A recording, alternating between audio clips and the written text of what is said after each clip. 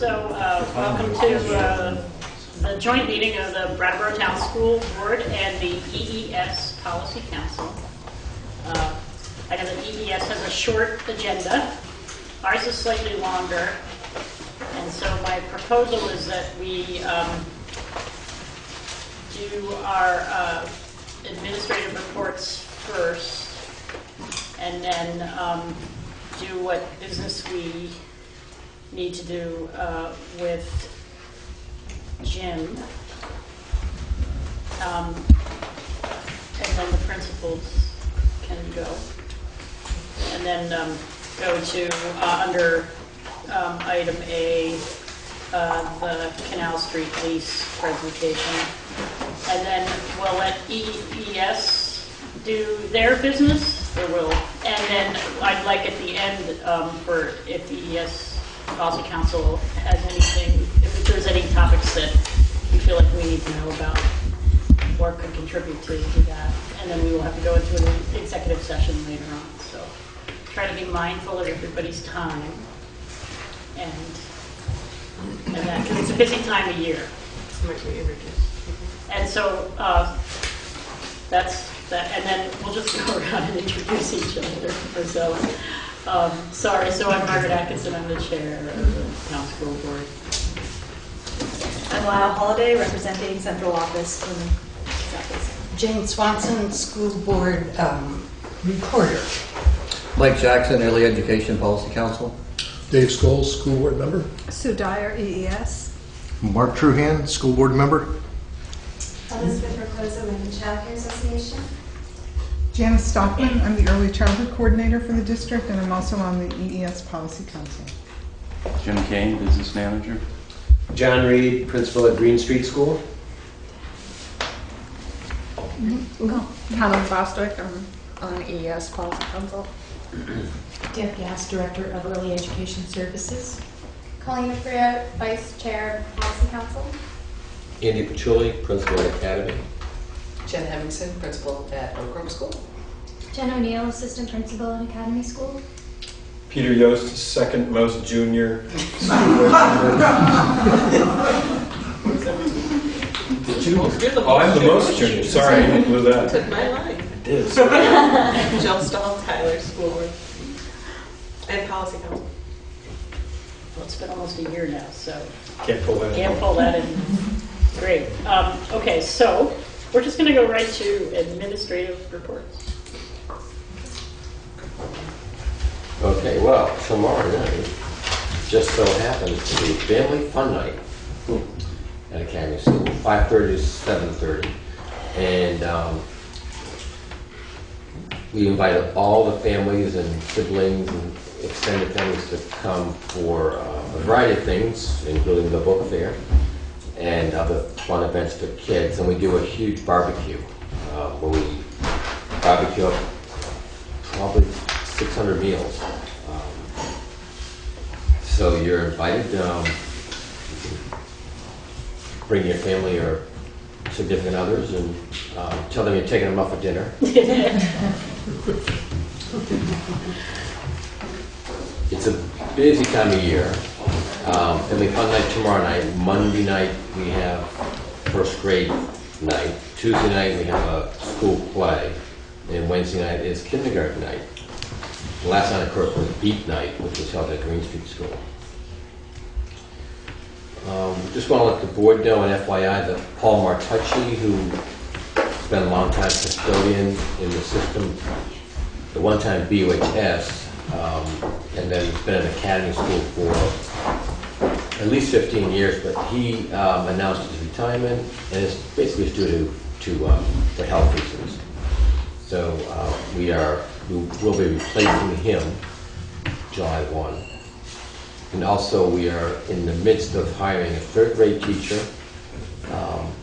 We're searching for a second grade one-year replacement teacher for maternity leave and a fifth grade one-year replacement for maternity leave. And that's it. Okay. At Oak Grove, We had our family picnic, which is student council run, on Friday night. It was 95 degrees or so out there. We did a sign-in sheet, which we think we had semi-successful sign-ins, but we had 171 people sign in. Yeah, it was really wonderful, and a lot of like just community members, kids from the neighborhood, adults from the neighborhood came. Saw some Academy kids, a few Green Street kids. You know, hey, we're welcome, you know. But it was a great success. It's our second year doing that at Oak Grove, and it's been just wonderful. Just a wonderful community event.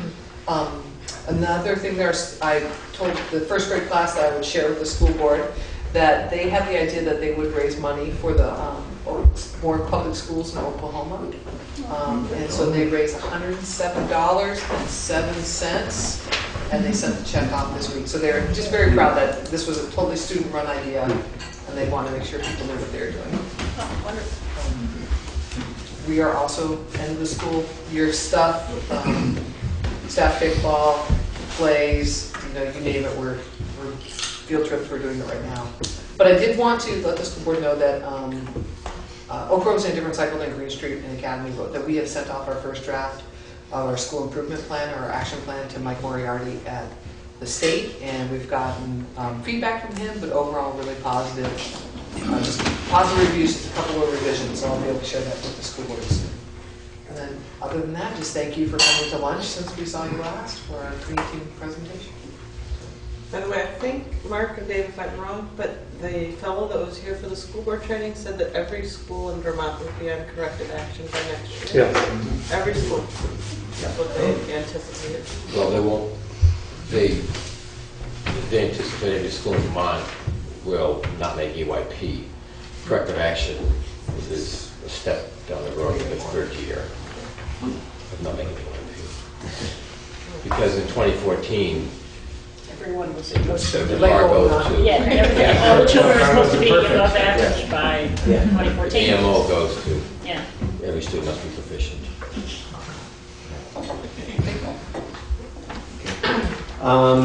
Also, very busy time of year at Green Street School.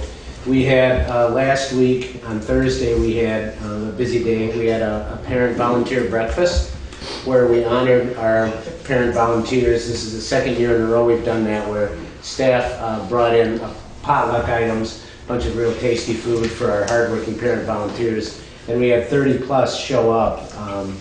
They've been very instrumental in lots and lots of fundraising efforts this year that have been very successful, and we wanted to honor them by doing that. And then they, School Sing followed right on the heels of that, so that we could also recognize them there. So it was a really good, feel-good event for everyone. Like Jen mentioned, the Green Mountain Star Plan, that was due last Friday, May 31st.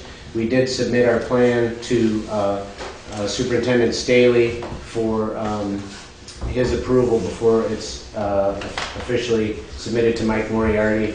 That process is still ongoing, but we worked very closely with Casey Merle from the Learning Collaborative in Lyle, Ron Staley, our PLC committee, and a very dedicated group of 7 teachers from our school, and we're very happy with the way that plan looks. Once we get a little more feedback from it, I'd be happy to present that probably at the next school board meeting. But it was a lot of work, a lot of really good work came out of it, and Lyle, in fact, came and presented an activity to our full staff yesterday about that, and that went very well also. Also last Thursday, the same day as the Parent Volunteer Breakfast, we had our variety show.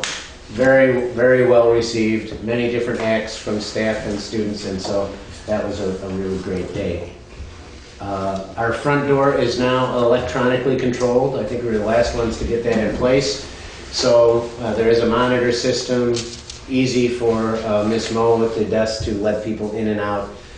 We do not yet have the swipe cards, but that's in process. So that's saving people a lot of steps right now, and that's working very well. People feel really good about it. And then finally, I don't think I have enough for everybody here, but I have enough for school board, at least. Back in March, we had a meeting with a group of parents at Green Street School that had some concerns. And so this is just a document that I emailed to several of them. I think some school board members were also attached on this, but I have a hard copy for people, school board members to have, and anyone else. It just talks about a lot of the work that we're putting in place to make sure that we're more responsive to the needs of parents, so that differentiating for all of the students. We're putting in a skills block next year, mentions the Green Mountain Star work, the 5 focus areas in that Green Mountain Star plan, and then our plans to hire additional enrichment teacher position into the school, and we're redesigning our STEP services to more adequately work with students with behavioral needs and provide a support for classrooms as well. So we're excited about that, and looking forward to making our ongoing improvements. And are some of these steps part of your Green Mountain Star? Absolutely, So yes. Yeah, you'll see that when I present the full plan. It's very detailed and very comprehensive. It says hire at .5 full-time equivalent beat teacher. Was that not what we did already in the budget? That is. So that position is in fact combined with an academic support teacher, so it will be a .8 equivalent position. So that person will do a combination of academic support and enrichment, and we're in the process of interviewing for that position right now. Great, thanks. We, the Early Education Services, held our annual self-assessment World Cafe a couple of weeks ago, and we had a great turnout, including Margaret from the board. Janice was there also, representing the early childhood side of the public schools and probably policy council. And Mark. And Mark. See, I can't see you over there, Mark. Yes, thank you. I think this is the second or third World Cafe. Perhaps it's the third, and I have to say, it I think was the best yet, and that had to do with the fact that because EES has undergone 2 outside reviews this year, starting with the state review in January and the federal review in April, we were able to kind of steer away from the prescribed approach and ask some very creative, open-ended questions that really were developed with the idea that we can take that useful information above and beyond what we've already learned from the 2 previous reviews, and have a very creative approach to our strategic planning process this year. This is the end of the EES 5-year strategic plan, so we will be developing a brand new one this summer, and we will take all of that information and build it into the strategic plan. And in fact, we've already begun to make some changes before we've even crafted the document. So thanks to all of you. It was a very useful event from my perspective. We did participate in the evacuation drill today, and I think we had positive results. We know that we need to practice more, of course, remembering that we're evacuating babies and lots of equipment that go along with that. We did it in about 20 minutes, which for us is really an accolade, because it takes a lot to get everything out. And we'll continue to do that, of course, up to the point of actually having the children get on the bus, because when they do that and then we tell them to get off the bus, they're not very happy. So the last time we did that, we asked the driver to take us around the block. It seems to work. We are very busy, as all of you are, all of us, in the end of year activities at EES. That basically means just rolling from one year to the next, because we do start, there isn't a time until August that we actually have a break. So we're continuing through the summer. Some of our children, the school-age children, do end their program year now, So we're working on those transitions and graduation events, and at the same time looking at our recruitment of new students to fill those slots. And as you all know, we had to reduce the slots due to sequestration. We are hoping that, I think the last report I got was just maybe 2 families who would actually not have a place. We're hoping through attrition we can help everyone get what they need. So I'm keeping my fingers crossed. We have also been in the throes of hiring a replacement for Carrie Beebe, who is the administrative assistant. And the managers and some of the reception staff were involved in those interviews over the last 10 days. We had about 40 applicants, and we interviewed 10. And we do have a recommendation when we move into the policy council, part of this meeting, for the hiring of that person. And the impact of sequestration is certainly something we're all dealing with at this moment, with the official effective date's July 1st, but we're in the process of transitioning and looking at the work of some of the folks who are leaving. And I want to take the opportunity to acknowledge Sue Dyer, who will be leaving. And we are having an event here on June 20th from 3 to 5 to bid her well, although she'll be back in some other capacity. We're already talking about those ideas. But Sue has been with us for 22 years. And I'd like to extend the invitation to all of you to come to her farewell party on June 20th.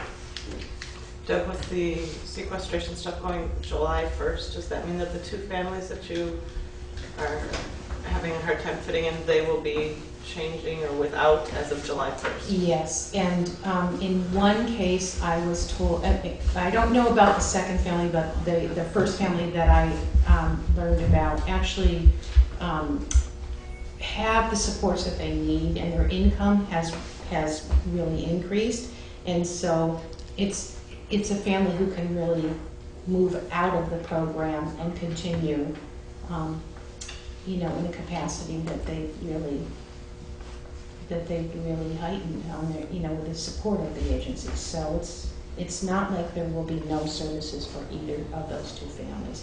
And a lot can happen between now and July 1st. We may end up having a surprise opening for that other family, or perhaps both of them. Great.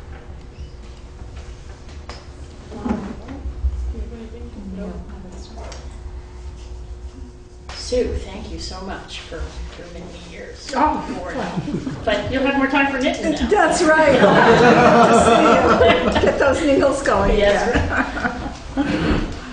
Great, thanks. Jim? Hi, Jim. Hi. Jim came with a large packet of numbers. And so that's our favorite thing. There was a handout, just an update on the operating budget for the current fiscal year. The projected balance for June 30 at this point is $38,424. A few of the areas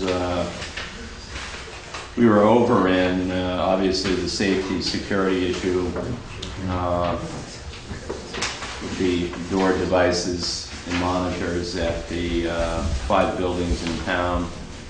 Plus we have had a few, we've got at least one early retirement incentive, but there are multiple people taking advantage of the separation benefit that's in the support staff agreement. Jim, what was the total that it cost us for putting in doors? It's somewhere around 40,000. That's excluding 40? 40? 40,000. Yes. Pardon? No, that's just the 5 public schools. On top of that, EES is another probably.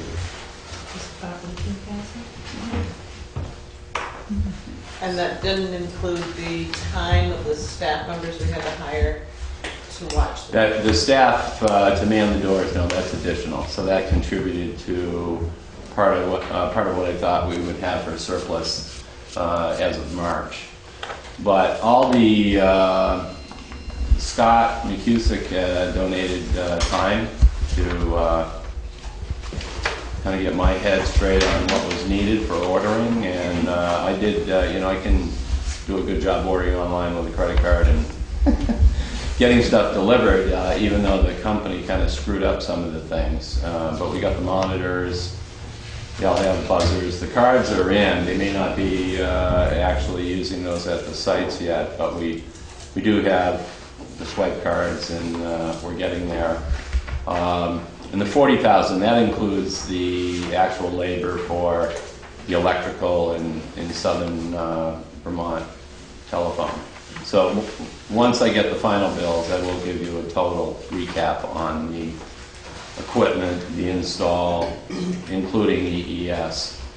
And I guess I could canvass the administrators, and we could put a figure on, what it costs for having people man the door or whatever. Yeah, but we're set, as of this point. There was the vandalism is the roof, I can't even remember what was broken out, the skylights. Skylight Are those repairs in that as well? That's in here, but we might get a little coverage on that anyway. The deductible, I think, exceeded the level of damage. Okay. I think it was $2,500 deductible. Yes. Okay, so it wasn't as big as all that. Right. We also had a break-in At the beginning of the year. Beginning of the year. in November. I think it was, or December. And was some of that covered, or? We did get. We got the damage to the building was not covered. Yeah. The computers we got that was covered by most of that was covered by insurance. That's $1,000 deductible. The building itself, I believe, was $2,500 deductible per incident. And Andy, we're still waiting on a structural report before we put up anything to prohibit people from climbing. The engineers strongly advise we do no drilling whatsoever in the concrete.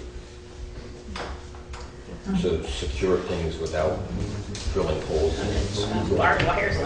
Well, I was thinking concertina across the summer. Okay, Laser. that's going to be an ongoing project. We have some Yeah. ideas at this point. And that person that I recommended to you, the landscape architect, had some ideas too. Right, but now to see them, you had to pay. She may give you something if you gave a call, but yeah. So we were broke. So this number, it's good, but it's close. So had you asked for a sort of a spending freeze in the buildings? Yeah. Yeah, as per usual. Yes. Yeah. It was more recent though. Sometimes I maybe panic and get one out in January. Right. Yes, I remember those years. Yeah. But it was like the IRS this year. It came out. It was April, so they knew. Everybody was kind of buzzing spending. They speak freeze and cutting back, but I see the orders they put in, so they were streaming through. Nobody went without. Let me put it that way. And the 38. As far as the figure. It's as good as it gets right now. That's right. But, multiple estimates. And there are businesses and vendors that still, they accept orders. There could be something out in the hinterlands, coming in that I'm not aware of as far as billing, So the 38, that's close to me on a $14+ million budget. Yeah, that's right on. And we were short on the teachers' settlement. The settlement was actually more than we had budgeted. So taking that into consideration and some of the other things we've had and security, I think we've done pretty well this fiscal year. Yep. And it only snowed moderately this year. Right. But we contracted, so if we had done it differently, it would have been a save there. But We didn't have to shovel the roof. Right. Great. Thank you. Anything else? Well, if you would like to go, principals. Thank you for coming, and thanks for all your work.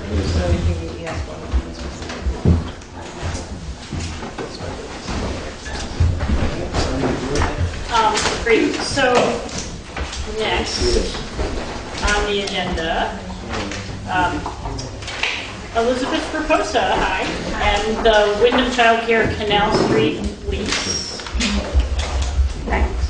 So can I just toot our horn for a little while about? Toot away. Yes. So I'm not sure how familiar folks are with the changes that have happened since the CAPA Evening Care Program came under our organizational umbrella and we renamed it to Wyndham Evening Care.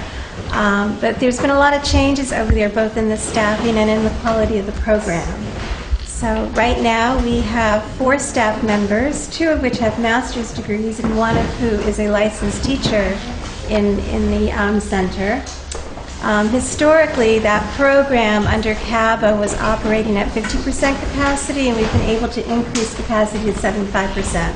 So we're really proud of doing that over the last 2 years. It's still a difficult program to be running at a profit, as most of you know who are involved with child care programs. They rarely operate at a profit. But we have done some things to help the tuition cost easier for families. We have instituted a scholarship program. We also do work exchange right now, so that makes the tuition much easier for the parents to afford. And that's also allowing more parents to come and be interested in the program, so we're excited about that as well. How many students do you have now? We currently have 17 students, and we have a all? capacity for 20. And we have 2 classrooms. We have the garden room, which serves infants to toddlers, and the jungle room, which is serving children ages 3 to age 8. And what are the hours again? We're open from 2 p.m. until 9:15. Last year, we made the decision to change. It used to be open until midnight, and we found that there just wasn't enough demand to keep the center open that late. Most of our children are leaving between 7:30 and 8:30 at night. So we are open till 9:15. Our infant toddler room is always filled to capacity, and we always have a wait list for it. What we call our multi-age room, or the jungle room, tends to run at lower capacity. And those children are children whose families are needing care usually only until about 6:30 or 7 o'clock at night. They're not needing them much later. So what we are looking to do, what we're interested in doing, is taking a look at this program and finding ways in which to not only make it more sustainable, but to also make it really meet the needs of what we're hearing the families ask for. We get a lot of calls from families that are looking for care for those hours between 11 and 7, or 10 to 4, when they're working those really funky hours. And at most programs, you need to enroll your child by 8:30 or 9 o'clock at the latest. So we'd like to open up our jungle room during the daytime and have that open from 7:30 in the morning until 9:15 at night, and keep our garden room open from 2 until 9:15. So that's what we're looking at doing at this point right now. So we're looking at recruiting of families. We're needing to recruit an additional teacher as well. So there's lots of activity happening right now in the agency around that in particular. And I'd be happy to answer any questions about the program itself in general. The other thing that we're really proud of is that we achieved 4 stars last year, and we were 1 point away from 5 stars this year. Wow. So we have in our action plan to make that 5-star next year. So that's very exciting for us too. Our staff works really, really hard, and I'm very proud of them. And I also just want to say thank you to both Sue and Deb. You are great neighbors, and it's been great to be working with EES as well. So thank you. Right now our lease ends in June of this year, so we'd like to have an extension. One of the things that is in the future for this program is a possible move from Brattleboro. we have entered into an agreement with the Guilford Community Church to bring a child care program to Guilford within the next 2 years. They are looking to expand their site and to create a community center. And we are thinking about moving our child care program to Guilford at that point in time. So we would be looking for a lease of a 2 to 3 year lease right now. That would be in the Guilford School? No, it would be by the Guilford Community Church, so they would be building an extension.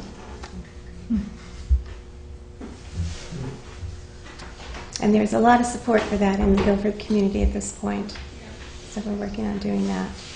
So how would having daytime hours impact your use of space with EDS and the other programs in the... We would be using our classroom. As far as shared space out on the playground, it would be the same as what happens during the afternoon when our children come in at 2 o'clock. We share the playground, we share the kitchen area and the gross motor space. So all of that is worked out internally and feels pretty smooth the way it's worked out. Anyone have any questions? This is Monday through Friday? Monday through Friday. Yes, we are not interested in weekend care. Oh, I have a question. Would you be using the kitchen? Most During the likely, day? yes, most likely. We have an on-site cook, and this is a detail that we would need to sit down and work out with EES on how we would share that particular space. Yeah. But we do have a cook who prepares all of the meals and the snacks, and our plan is that she would continue to do that. So we would have to talk about how that would work. For you too. We could talk about it. Yes, we should talk about it. And yeah. we should, and we will. Yeah. So I just, another thing to talk about when you do that is that I believe the lunchroom is also used by the Head Start classrooms for like small groups during the daytime. During the day. So our plan, as we talked this through, our plan was to actually have the children eat their meals in the classroom. That's probably what we do. So the cook would be down there preparing the food. Yep. But Maybe more cooking activities. more cooking activities would be great. Yeah. I'm assuming that you've talked with the licensors about this in the playground. That would be my only two Yeah. questions. About the what? Playground sharing. Right. Right. Making sure that the numbers of the children Yeah. out there. Yes. Yeah. We have. Yeah. We may have to work out some sort of a written schedule, or that's, a little bit more. So the change of your program, does that necessitate change in the language of the lease? No, I read through the lease and no. As I recall, it doesn't have Yeah. things that are that.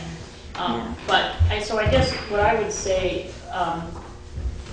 I would ask that the board get a copy of the lease so that we can vote on it the next time we meet, because I think it's a really good program, and I'm glad that Canal Street's being used in such an innovative way, but we would have to just spend some time to make sure that there's no questions Sure. for you. Deb, is that something that you can get from them? Yeah, Okay. that's no problem. Anyone have anything else?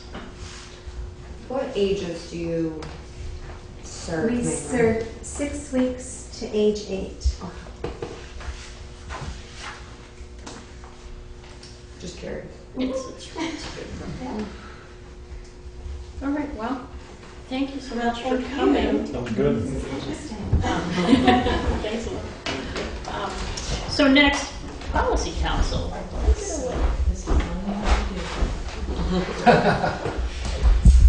We're opening our meeting at 8:06. I'm Rachel, for those of you who don't know me. We have some hiring recommendations we'd like to present. So now we typically, when we do this, we swear everyone to confidentiality. But I suppose this is public, all public, right? Okay. Okay. So I have a couple of substitute teacher recommendations. Why don't we start with those? The first candidate is Francesca Borgal. and she has worked teaching dance to groups of young children. Her references say that she is very calm under pressure. She can see the big picture and takes initiative to do what is needed. On a range of 1 to 3, with the reference check, with 1 being positive and 3 exceptional, she ranked 3. The second candidate is Lauren Worrell. Lauren has a bachelor's in psychology and has worked as an assistant teacher in a preschool. She's known to be very dependable, good with people, and compassionate, and she ranked a 3. So the recommendation is that both of these candidates be hired pending receipt of clearance of their criminal records check, their pre-hiring health requirements, and and actually it looks like they both have already done that, and so the recommended date of hire can be as early as tomorrow for Lauren Worrell and the 16th for Francesca. And these are at the district rates of $42.50 for a half day and $63.75 for a 3/4 day, $85 per day for full day. So I need a motion to hire Lauren and Francesca. Pending nothing. I think we're As we do. So moved. And a second. A second. Any discussion, questions? All in favor? Okay. The next recommendation is for the administrative assistant position. As I said, I was pleasantly surprised with the number of applicants, and they still keep rolling in. The candidate that we are recommending to hire is Shelby Wimmer, with an effective hire date of Monday, June 10th. And she would begin with a $15 per hour rate of pay. She has 1 final class to get her bachelor's degree, and she's in the final stages of that. It may go into the summer. So when she does complete and earn her bachelor's, we can bump her rate up to the 2nd tier on the hiring scale, but at this point she is eligible for that entry-level rate of $15 per hour. Shelby will have her bachelor's in criminal justice and legal studies, and military leadership. She has an extensive resume, given the amount of time she's been an adult. She's been pretty busy. She worked at Horizon Dental Associates for many years as a front desk receptionist and had a multitude of responsibilities. And I did, of course, check the references there, and glowing references and no reservations at all in terms of recommending that she be hired. She is in the military, and so she did disclose in her interview that she would be needing to fulfill some military duties from January of 2014 to May, that this gives us time to think about how we might want to fill that position temporarily when she's out. She is a member of the Halifax School Board, and the principal there gave glowing references for her. And she has, of course, some pretty extensive military experience in the Army. So the comments that I have from her references are that she takes initiative, she's very professional, highly organized, has a great deal of passion and energy for her work, she is reliable, and always takes a positive approach to difficult situations. And she ranked a 2+ on the scale of 1 to 3. And so we are hoping that we can hire her on Monday, June 10th, so that she has a week to actually shadow Carrie before Carrie leaves. Deb, why is she applying for this when her background that she's studying is so completely different? Actually, I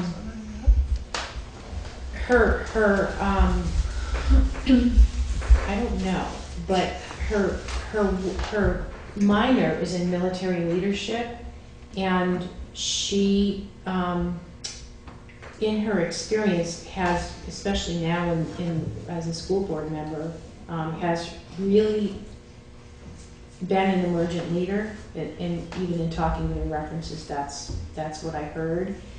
And when we asked her, we did ask the question, you know, when you saw the ad, what was it about the ad that made you want to apply?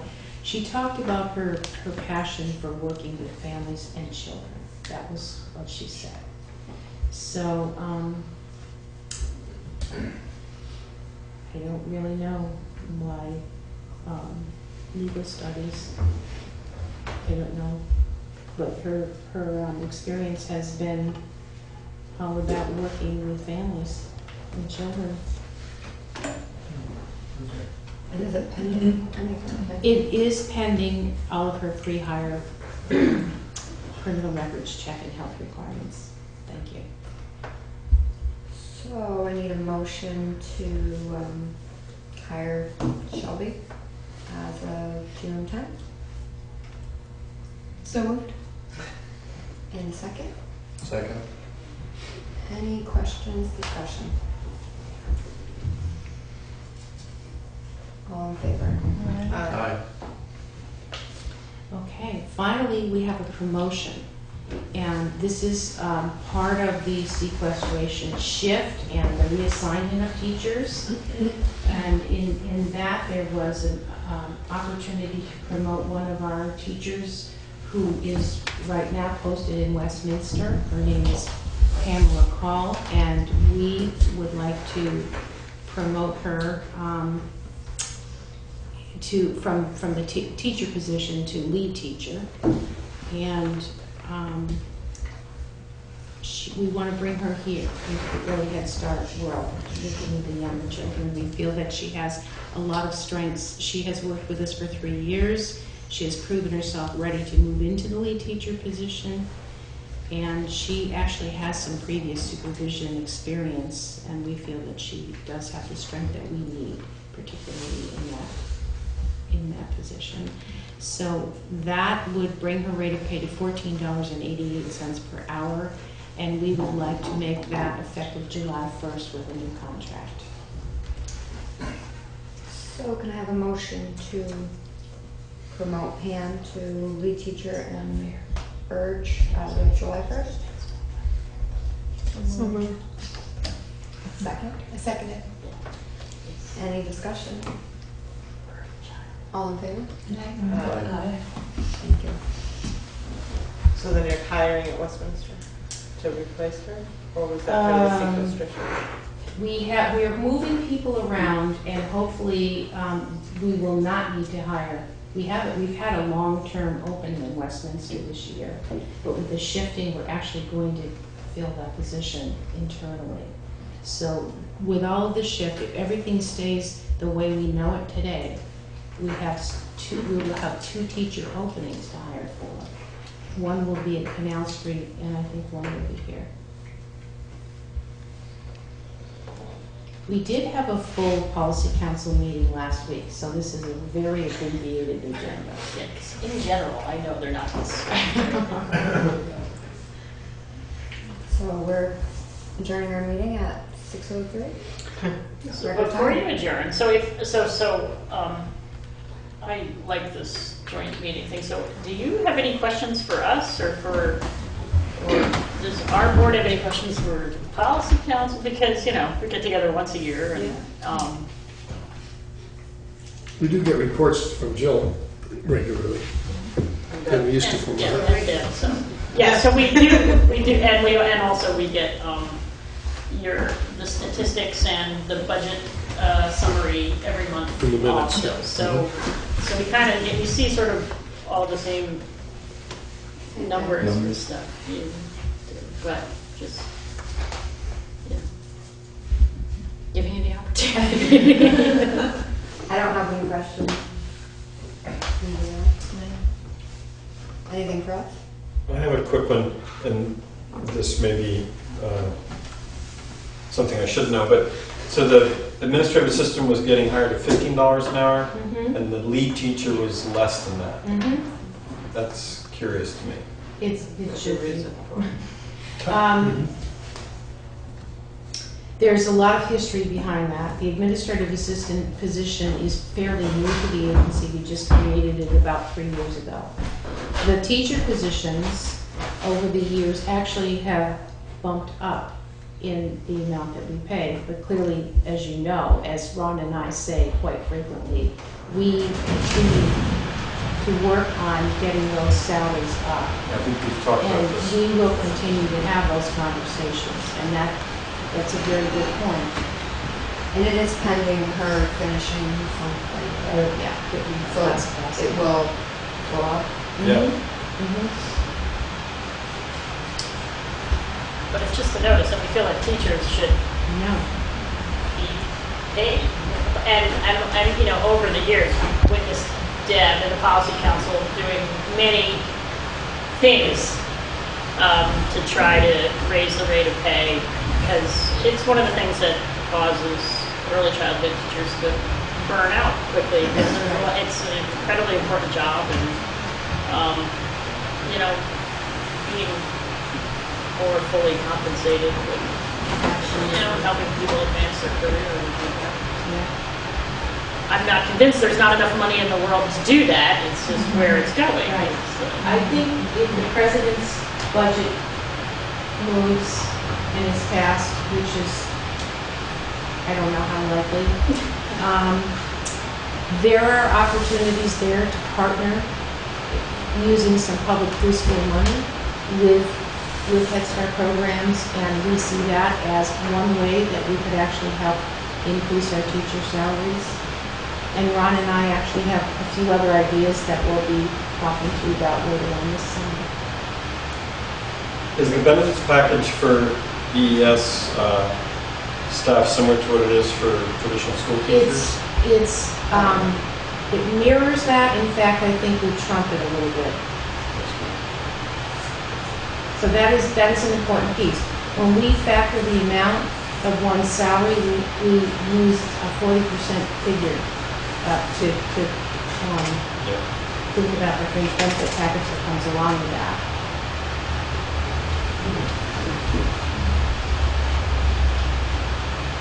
Anything else? Okay, well, we're going to go on with our agenda, which is, we're going to go back to the top just real briefly and do the consent agenda. I'm wondering if anyone saw the warrants this week? We've been to a lot of meetings. But Yeah. Oh, here they are. Oh, that's Wow. sandbagging us over there. Thanks, Lyle. I'm wondering what that huge pile of paper was. What's the warrant? They are. Okays the checks. Yeah, it's a listing of, well, here's the EES ones, and it's all of the payments made. It's a list of payments made, and it's between a certain date. And so this big stack is July 1st to June 30th. And it's a detailed list of basically every check that comes out of the district and where it goes and what it's for. And part of our job is to review these and sign off on them every 2 weeks. By statute, we have to have a system for this, and this is the way we use the statute. I remember asking that question. Yes, so, and it's a big part of being on the school board, and generally, we usually try to get to them during the week before the meeting, and it seems like this was the week, which happens at least once a year, where nobody goes, but it'll get done. But maybe not on camera, so I will accept the motion to accept the consent agenda, which are the warrants and the meetings. Do they need to adjourn their meeting? Oh, I think you did adjourn, didn't you? Yeah, you stopped to ask questions. Oh, okay, sorry. We re-adjourned. I thought you adjourned by acclamation. We didn't actually vote. So are you, yeah. So the consent agenda, which is the warrants and the minutes for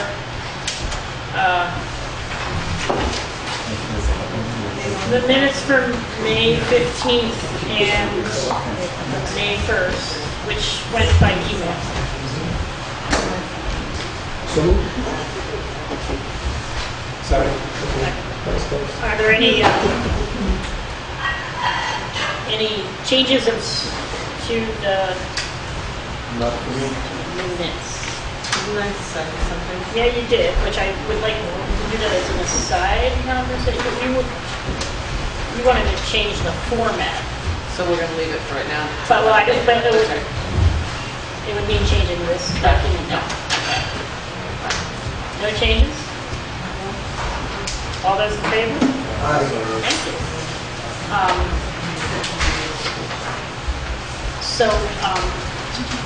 I won't have that discussion, Jill, and just go through the, I know.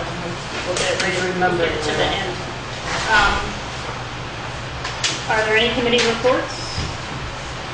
I don't think I need to say anything on EES. Okay. Did you have diversity committee today? Yeah, and I could not attend, so I know that it happened.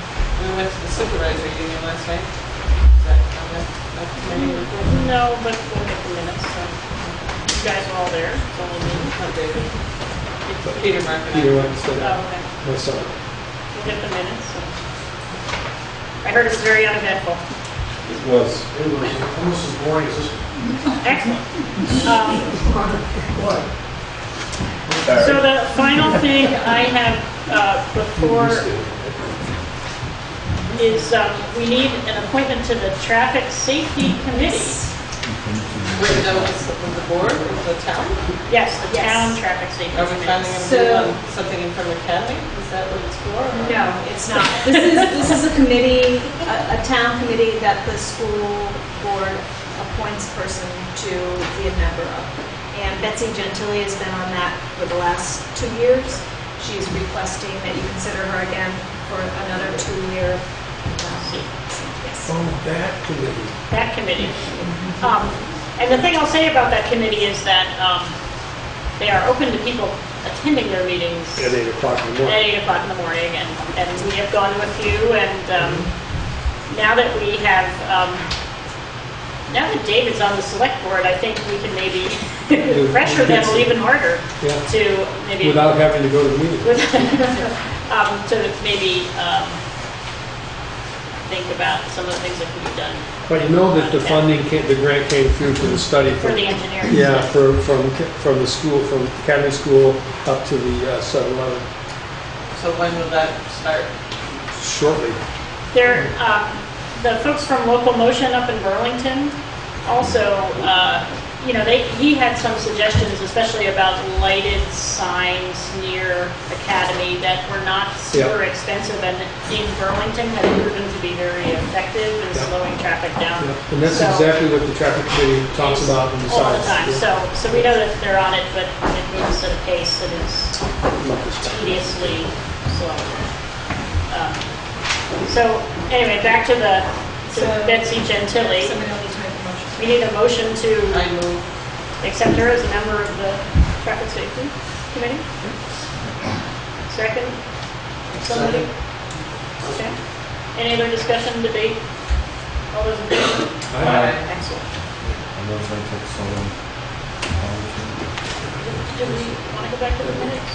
We can do it before, because we have the executive session. I'll change it to whatever you want to do. Dave, I'm wondering on Academy, just because you're on the select board, maybe it's not a fair question. So the town put in all those, what was the word we all learned? Ballards? Ballard. With an O, right? Oh. So do they come out now when school goes out? And then they come back in? I don't know. The other study and the other grant is for the top of Union Hill and Cedar Street there. And where they have the bollards now, they're going to bring the curbs out. I don't know if they'll do that. That's part of what the study is supposed to do, is figure out what to do about that area. It's just, it's clearly, it's a safety study. I just wondered when I They was have in the driving through past there, come out when it's not school time. if it is more effective to leave them in, and then we raise the awareness all the time that there is a school there, because it's hard to see if Yeah. you're not aware of that, or if it's so annoying to people in town in general that it causes us a backlash. I'm just thinking of that as I was driving through. Maybe that's something the study people could look at. We could ask our representative, Betsy Gentili, to Find out. Anecdotally, they're great for bicycles. Yeah. Yes, because You know They where to go. protect you in that section.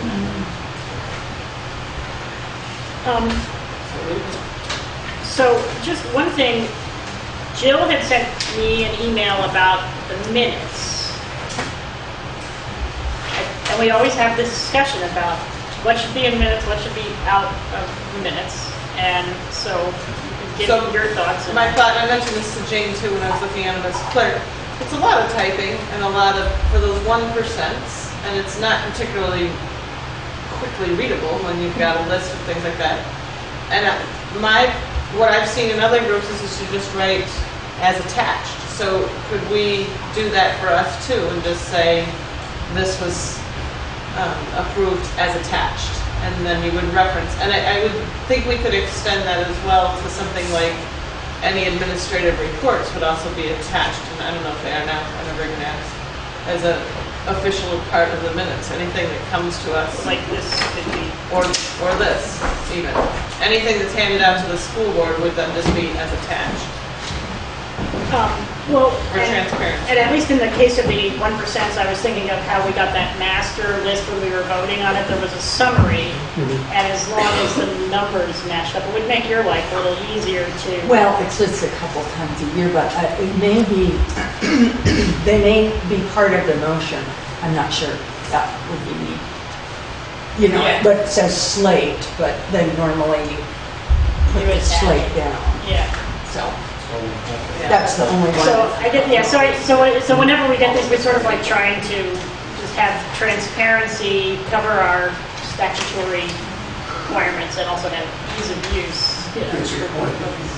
So I was just thinking we could make it a practice as well of attaching everything, just as administrative reports, but then it would be easier for Jane and just clearer.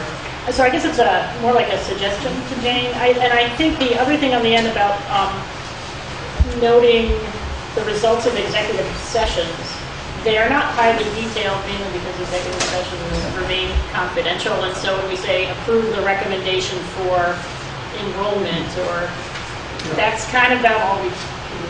Right, I was not sure what I was supposed to be giving. It came up again last night too in the supervisor union.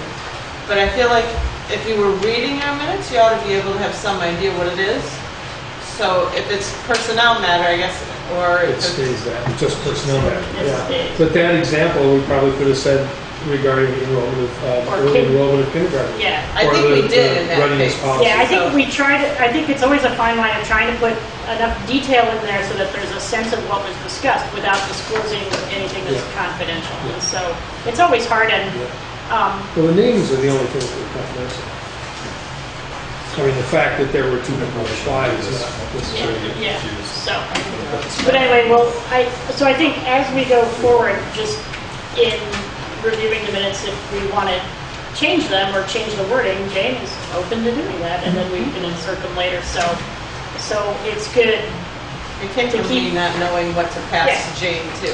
Well, I think we should all talk about it. Yeah, and it's always good to try and be more clear and open.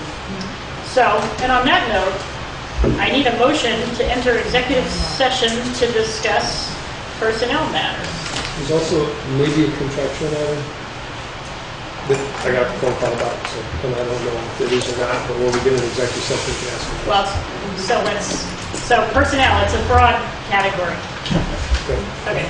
But it's not that kind of contract. Yeah. Okay. So you need a motion? So I need a motion, Yeah. and we need, moved. there we go. So. Thanks. Do we leave now? Yes.